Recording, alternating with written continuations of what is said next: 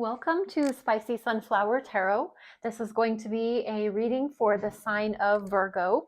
Virgo can be your sun sign, your moon sign, your rising sign. Sometimes they call it your ascendant, or like a Mars or a Venus placement, something like that.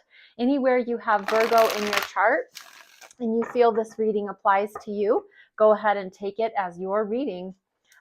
This is going to be a reading specifically designed for new moon in Scorpio, and that happens on November the 19th, 2025. And whenever you come to this reading, that's when it can be for you. It doesn't have to be specifically that time frame. Just this is going to be in light of the new moon in Scorpio. And the new moons always are the beginnings of new lunar cycles. New moon in Scorpio is regarding fresh starts, emotional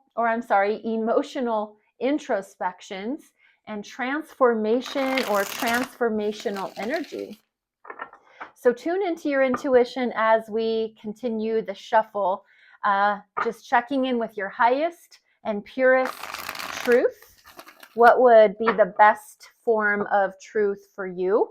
Sometimes, we come to different realizations of what truth is for us. We realize, that how we've been thinking up to this point might not have served us in our best interest.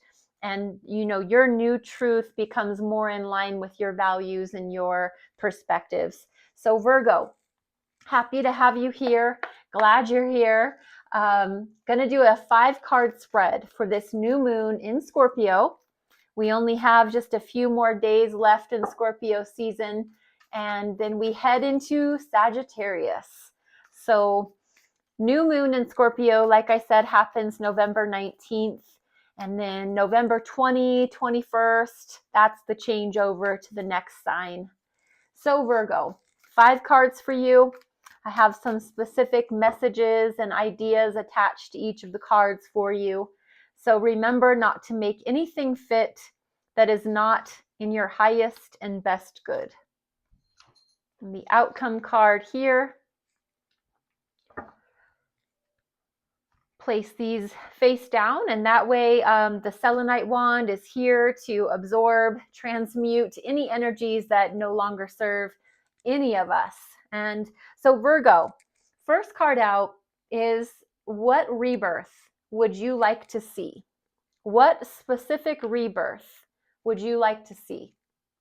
The Wheel of Fortune. That's awesome because that is automatically a new cycle anyway. And so what rebirth you'd like to see is a new cycle. The Wheel of Fortune is about the karmic wheel and how the karmic wheel spins. I was giving you something for the world. I think it's a little applicable for both in regards to, we want to see the wheel turn into a new direction. We want to see, in a world card energy, we want to see that cycle end. But in regards specifically to the Wheel of Fortune, this is in regards to abundance and good luck and your karmic wheel. So if you're someone that subscribes, believes in karma and the law of what you get, what you give, you get, what you put out into the world, you get back, that kind of rule of thumb, that's where the Wheel of Fortune comes into play. And what you would like to see happen for rebirth is that wheel spinning in your favor. In order for cycles and the karmic wheel, that abundance wheel, the Wheel of Fortune is ruled by the planet Jupiter, and that's all about good luck and abundance. So I think you're ready for good luck and abundance to head your way. In regard to the best way to reconnect with your passions under this new moon in Scorpio, Knight of Cups. What this is encouraging you to do is get back in touch with your romantic energy. What makes you feel romantic? And this does not have to be towards intimacy or love. It can be just towards yourself or just the way you feel about your life in general. And that would be just what makes you feel romantic. What makes you feel like life is special? Life is precious. Is it having a glass of wine? Is it enjoying stargazing? Is it letting your plants be all around you, just surrounded by the energy of your living, breathing things? Maybe it's your animals. Something brings your passions alive, Virgo. That's what we're trying to talk about for this new moon energy. The best ways to reconnect with your passions is for you to reignite your romantic side, whatever that is. Whatever makes you look at your life with that sense of awe and wonder, that's romantic. It's lovely to look at the moon and just be in awe of the moon, to look at the growing things in your yard or in your home, if you still have growing things outside at this time of year. Anything you can be in awe of and take marvel in, that's this romantic nature.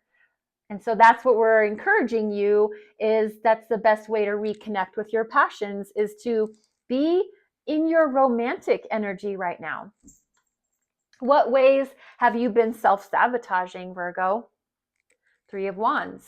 That's in the energy of waiting for your ships to come in, knowing that your ships are coming in, but it's almost that negative energy of waiting.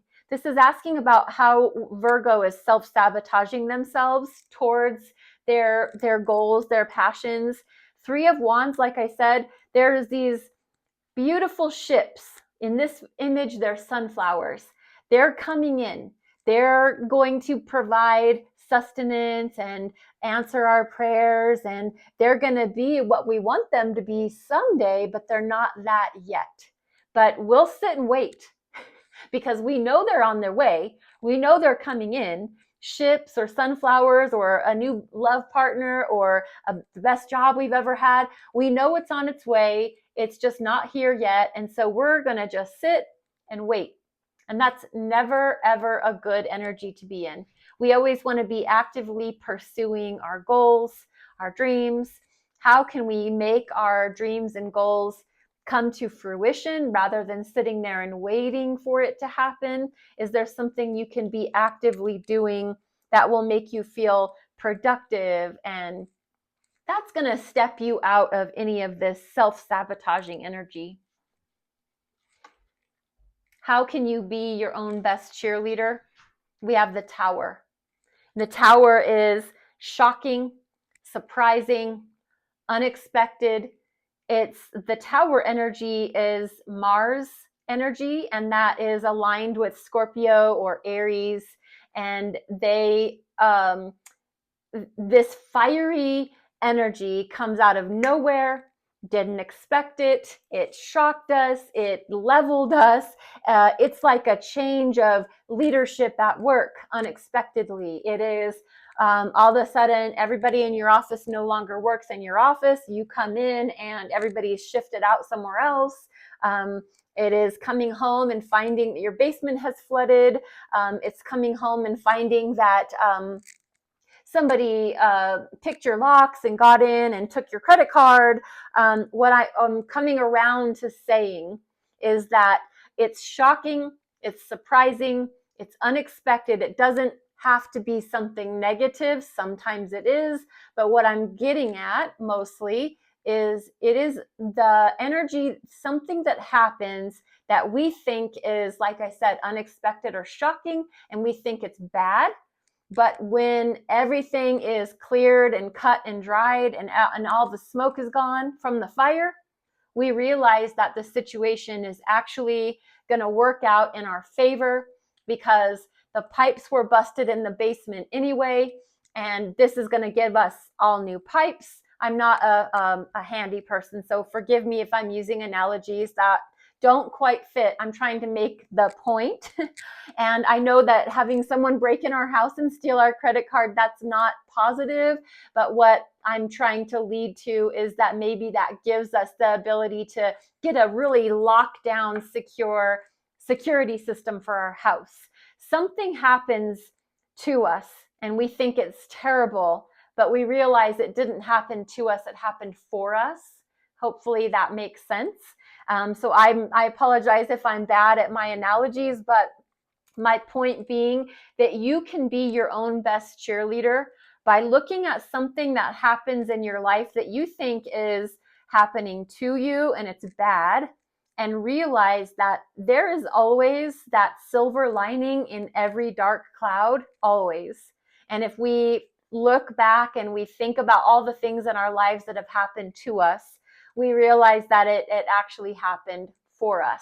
I am not trying to minimize anybody's traumatic experiences whatsoever. Please don't take it as that. Just wanting to make the point, this is how you can be your best cheerleader, is to try to see things from that silver lining perspective. The outcome of this new moon, we have Ace of Pentacles. And that is either you are getting a new job, you are learning how to take care of yourself physically.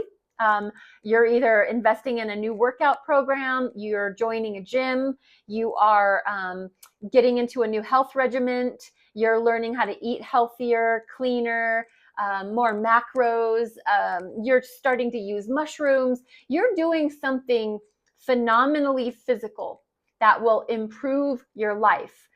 Or someone is extending an offer to you for, like I said, that new job, a new way to invest. Hey, do you want to be a business partner with me? There's a new offer. There's a new thing on the table, and that's going to be the outcome of this new moon. So I think you should have something really profound to be looking forward to in this new moon energy. And Virgo, I hope this reading helps you. I hope that you've gained something from it, that I was able to illuminate or share or help you at least to open your mind and expand your thoughts where, you know, something new energy-wise is needed in your world, in your life. Thank you so much for being here. I really appreciate your likes, your subscribes, your follows, your shares, anything that you would like to add to my channel as far as your contribution of your energy is really appreciated. So thank you for being here.